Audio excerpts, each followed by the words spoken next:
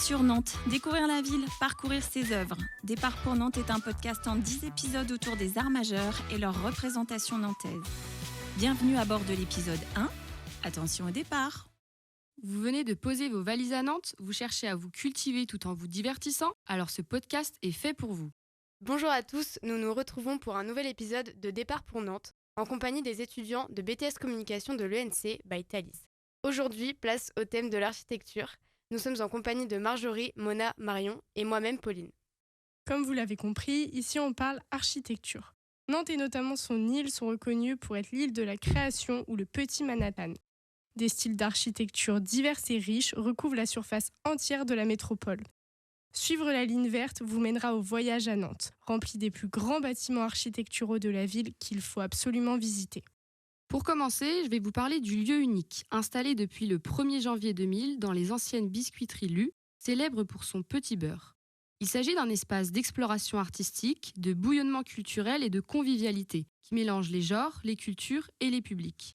Le lieu unique abrite à l'intérieur de ses murs un bar, un restaurant, une librairie, un hammam, une salle de concert ou d'exposition et bien d'autres.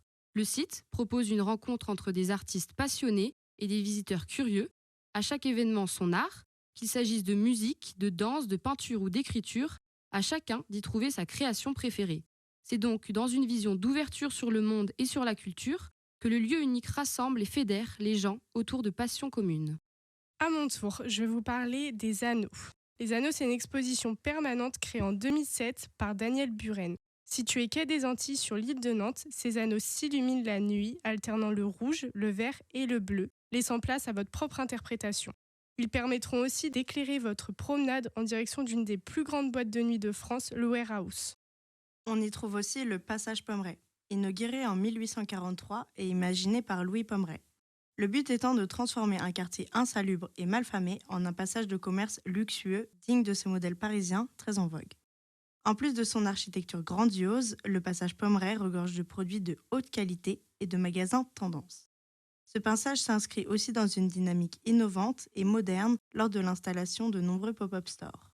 Enfin, notre podcast se termine avec l'un des monuments majeurs des plus emblématiques de la ville de Nantes, le château des Ducs de Bretagne. Construit en 1498 et situé place Marc-Helder, ce château renferme des trésors culturels.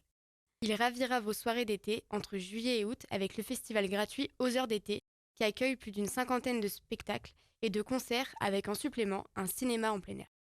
Vous l'aurez donc compris, cette ligne verte est un véritable voyage temporel où vous aurez l'occasion de traverser l'ancien pour aller vers le moderne tout en vous amusant. Voilà, on espère que ce podcast vous a plu et vous en a appris plus sur notre magnifique ville. Merci à vous et au prochain arrêt, on va s'intéresser au deuxième art, la sculpture. C'est la fin de cet épisode. Attention à la fermeture des portes. Suivez la ligne, ne perdez pas le fil.